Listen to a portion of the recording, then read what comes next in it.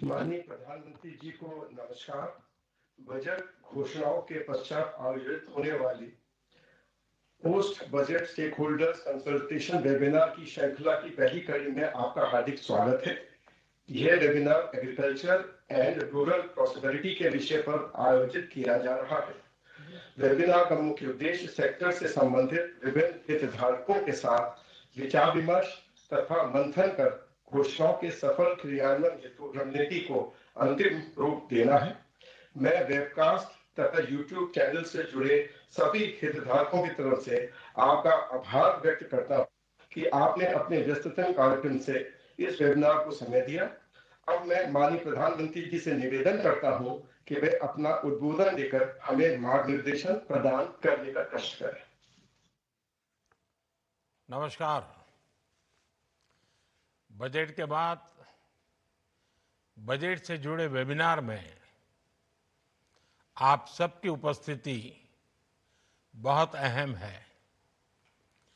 इस कार्यक्रम से जुड़ने के लिए आप सभी का धन्यवाद। इस वर्ष का बजट हमारी सरकार के तीसरे टर्म का पहला पूर्ण बजट था। इस बजट में हमारी नीतियों में निरंतरता दिखी ही है, साथ ही विकसित भारत के विजन में नया विस्तार भी दिखा। बजट से पहले आप सभी स्टेक होल्डर्स ने जो इनपुट दिए, जो सुझाव दिए, वो बजट बनाते समय बहुत काम आए। अब इस बजट को और ज्यादा प्रभावी रूप से नीचे उतारने में, सही में उसका अच्छे से अच्छा, जल्दी से जल्दी आउटकम मिले, सारे निर्णय नीतियां प्रभावी बने, उसमें आप सबकी भूमिका और बढ़ गई है। साथियों, विकसित भारत के लक्ष्य की ओर बढ़ रहे भारत के संकल्प बहुत स्पष्ट है। हम सभी मिलकर एक ऐसे भारत के निर्माण में जुटे हैं जहां किसान समृद्ध हो, किसान सशक्त हो। हमारा प्रयास है कि कोई किसान पीछे न छूटे। हर एक किसान को आगे बढ़ाएं। हमने कृषि को विकास का पहला इंजन मानते हुए अपने अन्नदाताओं को गौरवपूर्ण स्थान दिया है। हम दो बड़े लक्ष्यों की ओर एक साथ बढ़ रहे हैं। पहला, कृषि सेक्टर का विकास, और दूसरा, हमारे गांवों की समृद्धि। साथियों, पीएम किसान सम्मान निधि योजना 6 साल पहले लागू की गई थी। इस योजना के तहत अब तक लगभग 4.25 लाख करोड़ रुपए किसानों को मिल चुके हैं। इतनी राशि करीब करीब 11 करोड़ किसानों के खाते में सीधे पहुंचाई गई है। 6,000 रुपये सालाना की इस आर्थिक मदद से ग्रामीण अर्थव्यवस्था सशक्त हो रही है। हमने एक किसान केंद्रित डिजिटल इंफ्रास्ट्रक्चर तैयार किया है ताकि देश भर के किसानों तक इस योजना का लाभ पहुंच सके। यानी इसमें किसी बिचौलिए के घुसने या लीकेज की गुंजाइश ही न रहे। नो कट की कंपनी। ये इस बात का उदाहरण है कि अगर आप जैसे एक्सपर्ट और विजनरी लोग, अगर उनका सहयोग होता है तो योजना जल्द से जल्द सफल होती है और ज्यादा अच्छा परिणाम देती है। आपके योगदान से किसी भी योजना को पूरी मजबूती और पारदर्शिता के साथ धरातल पर उतारा जा सकता है। मैं इसके लिए आप सबके सहयोग की और हमेशा सक्रिय सहयोग देने के लिए आपकी सराहना करना चाहूंगा। अब हम इस साल के बजट की घोषणाओं को जमीन पर उतारने के लिए मिलकर के तेजी से काम करें, ये आवश्यक है। इसमें भी आपका सहयोग पहले की भांति तो मिलेगा ही, लेकिन और ज्यादा मिले, और व्यापक मिले, हर सेक्टर में मिले। साथियों, आप जानते हैं आज भारत का कृषि उत्पादन रिकॉर्ड स्तर पर है। 10-11 साल पहले जो कृषि उत्पादन 265 मिलियन टन के करीब था, वो अब बढ़कर 330 मिलियन टन से ज्यादा हो गया है। इसी तरह बागवानी में जुड़ा उत्पादन बढ़कर 350 मिलियन टन से ज्यादा हो गया है। ये हमारी सरकार के बीज से बाजार तक की अप्रोच का परिणाम है। कृषि सुधार, किसानों का सशक्तिकरण और मजबूत वैल्यू चेन ने इसे संभव बनाया है। अब हमें देश के एग्रीकल्चर पोटेंशियल का पूरा इस्तेमाल करके और भी बड़े टारगेट तय पाने तक पहुंचना है। इसी दिशा में हमने बजट में पीएम धन धान्य कृषि योजना का ऐलान किया है। ये मेरे लिए अत्यंत महत्वपूर्ण योजना है। इसके तहत देश के 100 सबसे कम कृषि उत्पादकता वाले जिले, लो प्रोडक्टिविटी वाले जिलों के विकास पर फोकस किया जाएगा। आप सबने विकास के कई पैरामीटर पर एस्पिरेशनल डिस्ट्रिक्ट कार्यक्रम से मिले नतीजों को देखा है। इन जिलों को कोलैबोरेशन, गवर्नेंस और हेल्दी कंपटीशन का और कन्वर्जेंस का बहुत फायदा मिल रहा है। मैं चाहूंगा कि आप सभी ऐसे जिलों से मिले परिणामों का अध्ययन करें और उसकी लर्निंग से सीखते हुए पीएम धनधान्य कृषि योजना को इन 100 जिलों में बहुत तेज गति से आगे बढ़ाएं। इससे इन 100 जिलों में किसानों की आय बढ़ाने में मदद मिलेगी। साथियों, पिछले कुछ वर्षों में हमारे प्रयासों से देश में दाल का उत्पादन बढ़ा है और इसके लिए मैं किसानों का अभिनंदन भी करता हूं। लेकिन अभी भी हमारी घरेलू खपत का 20% विदेशों पर निर्भर है, आयात पर निर्भर है। यानी हमें अपने दलहन उत्पादन को बढ़ाना ही होगा। हमने चने और मूंग में आत्मनिर्भरता हासिल कर ली है, लेकिन हमें तुअर, उड़द और मसूर के उत्पादन को बढ़ाने के लिए और तेजी से ज्यादा काम करना ही है। दाल उत्पादन को गति देने के लिए आवश्यक है कि उन्नत बीजों की सप्लाई बनी रहे और हाइब्रिड किस्मों को बढ़ावा दिया जाए। इसके लिए आप सभी को जलवायु परिवर्तन, बाजार की अनिश्चितता और दाम में आने वाले उतार चढ़ाव जैसी चुनौतियों के समाधान पर फोकस करना होगा।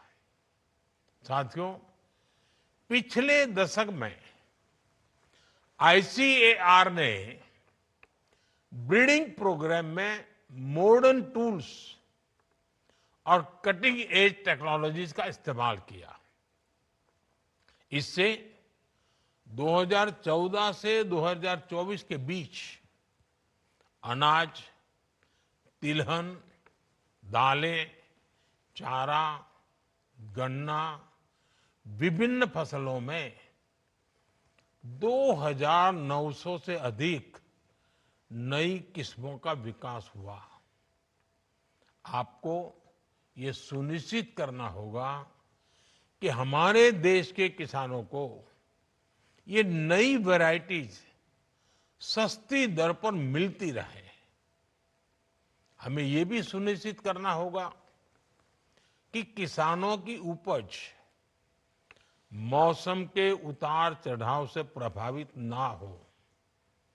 आप जानते हैं कि बजट में इस बार अधिक उपज वाले बीजों के लिए राष्ट्रीय मिशन शुरू करने की घोषणा हुई है। इस कार्यक्रम में अभी जो प्राइवेट सेक्टर के लोग हैं, उन्हें मैं विशेष तौर पर कहूंगा कि इन बीजों के प्रसार पर जरूर फोकस करें। ये बीज छोटे किसानों तक पहुंचने लगे, इसके लिए इन्हें सीड चेन का हिस्सा बनना होगा। और ये काम हमारा है कि हम कैसे बने। साथियों, आप सब देख रहे हैं, आज लोगों में पोषण को लेकर काफी जागरूकता बढ़ी है। इसलिए बागवानी, डेयरी और फिशरी प्रोडक्ट्स की बढ़ती मांग को देखते हुए इन सेक्टर्स में काफी इन्वेस्टमेंट किया गया है। फल और सब्जियों का उत्पादन बढ़ाने के लिए अनेक कार्यक्रम चलाए जा रहे हैं। बिहार में मखाना बोर्ड के गठन की घोषणा भी की गई है। मेरा आग्रह है कि आप सभी stakeholders diverse nutritional foods के प्रसार के लिए नए रास्ते तलाश करें। ऐसे पोषण युक्त खाद्य पदार्थों की पहुंच देश के कोने कोने में और ग्लोबल मार्केट तक होनी चाहिए। साथियों, 2019 में हमने पीएम मत्स्य संपदा योजना को लॉन्च किया था। इस सेक्टर के वैल्यू चेन को मजबूत बनाने, इंफ्रास्ट्रक्चर तैयार करने और इसे आधुनिक बनाने की दिशा में ये एक महत्वपूर्ण कदम था। इससे मछली पालन के क्षेत्र में प्रोडक्शन, प्रोडक्टिविटी और पोस्ट हार्वेस्ट मैनेजमेंट बेहतर करने में मदद मिली। बीते वर्षों में कई योजनाओं के माध्यम से इस सेक्टर में निवेश भी बढ़ाया गया, जिसके परिणाम आज हमारे सामने है। आज फिश प्रोडक्शन 2 गुना हो चुका है। हमारा निर्यात भी 2 गुना हो चुका है। हमारा प्रयास है कि इंडियन एक्सक्लूसिव इकोनॉमिक जोन और खुले समुद्र से सस्टेनेबल मछली पालन को बढ़ावा मिले। इसके लिए एक कार्य योजना तैयार की जाएगी। मैं चाहूंगा आप सभी इस सेक्टर में ईज ऑफ डूइंग बिजनेस को बढ़ावा देने वाले आइडियाज पर मंथन करें और उस पर जल्द से जल्द काम शुरू करें। इसके साथ ही हमें अपने पारंपरिक मछुआरे साथियों के हितों की रक्षा भी सुनिश्चित करनी होगी। साथियों, हमारी सरकार ग्रामीण अर्थव्यवस्था को समृद्ध बनाने के लिए प्रतिबद्ध है।